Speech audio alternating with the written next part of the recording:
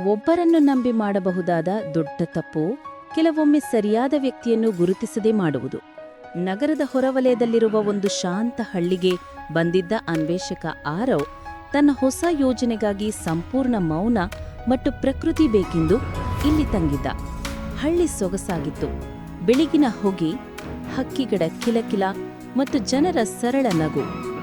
ಆದರೆ ಅವನ ಗಮನ ಸೆಳೆದಿದ್ದು ಪ್ರತಿ ಸಂಜೆ ಹಳ್ಳಿಯ ಹೊರಗಡೆ ಕಾಣಿಸಿಕೊಳ್ಳುವ ಒಂದು ಹಳೆಯ ಬಿಳಿ ಕಾರು. ಅದು ಯಾರೂ ಓಡಿಸದೆ ಬೆಳಕು ಕತ್ತಲಾಗುತ್ತಿದ್ದಂತೆ ಅದೇ ಸ್ಥಳದಲ್ಲಿ ನಿಂತಿರುವುದು ವಿಚಿತ್ರವಾಗಿತ್ತು. ಒಂದು ದಿನ ಸಂಜೆ ಕುತೂಹಲಕ್ಕೆ ಮಣಿದ ಆರವ್ ಕಾರಿನ ಹತ್ತಿರ ಹೋದ. ಬಾಗಿಲು ಲಾಕ್ ಆಗಿರಲಿಲ್ಲ. ಒಳಗೆ ಒಂದು ಫೈಲ್ ಮತ್ತು ಒಂದು ಫೋಟೋ. ಹಳ್ಳಿಯ ನದಿ ತೀರದಲ್ಲಿ ನಿಂತಿರುವ 3 ಜನರು. ಆದರೆ ಹಳ್ಳಿಯಲ್ಲಿ ಇವರ ಬಗ್ಗೆ ಯಾರೂ ಮಾತನಾಡಲು ಸಿದ್ಧರಾಗಿರಲಿಲ್ಲ. ಆರವ್ ಮತ್ತಷ್ಟು ತಿಳಿಯಲು ಹಳ್ಳಿಯ ಹಿರಿಯರಾದ ಶಾಂತಯ್ಯರ ಮನೆಗೆ ಹೋದ. ಅವರು ಕೇವಲ ಒಂದು ಸಾಲನ್ನು ಮಾತ್ರ ಹೇಳಿದರು.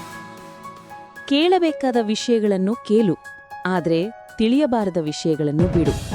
ಕೆಲವೊಂದು ಎದೆಯೊಳಗೆ ಉಳಿದ ರಹಸ್ಯಗಳು ಹಳ್ಳಿಯನ್ನು ರಕ್ಷಿಸುತ್ತವೆ. ಆದರೆ ಇದು ಆರವ್ಗೆ ಇನ್ನಷ್ಟು ಅನುಮಾನ ಹುಟ್ಟಿಸಿತು. ಆ ರಾತ್ರಿ ಆರವ್ ನದಿ ತೀರಕ್ಕೆ ಹೋದಾಗ ಅಲ್ಲಿ ಹಳೆಯ ಕಲ್ಲಿನ ಸೇತುವೆಯ ಕೆಳಗೆ ಯಾರೋ ಬಾಗಿಲು ತಳಿಸುತ್ತಿರುವಂತೆ ಕೇಳಿಸಿತು.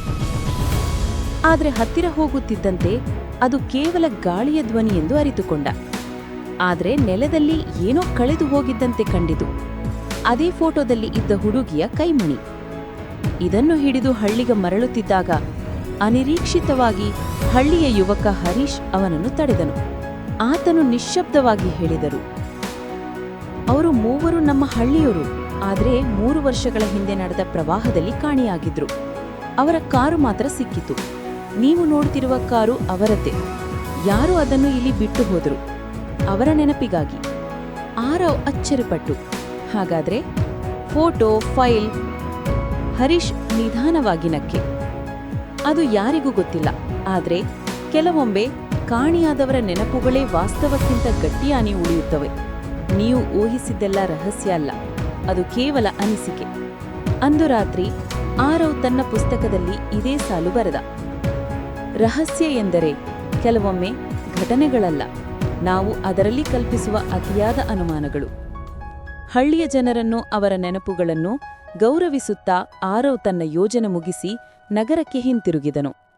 ಆ ಕಾರು ಇನ್ನೂ ಅಲ್ಲೇ ಇತ್ತು, ಪರಿತ್ಯಕ್ತ, ಆದರೆ ಶಾಂತವಾಗಿ ಹಳ್ಳಿಯ ಕಥೆಯನ್ನು ಉಳಿಸಿಕೊಂಡಂತೆ. ಅನುಮಾನಗಳು ಸದಾ ನಿಜವಾಗುವುದಿಲ್ಲ. ಜೀವನದಲ್ಲಿ ಪ್ರತಿ ಅಸ್ಪಷ್ಟ ವಸ್ತುವಿಗೂ ರಹಸ್ಯ ಅರ್ಥ ಹುಡುಕುವ ಅಗತ್ಯವಿಲ್ಲ.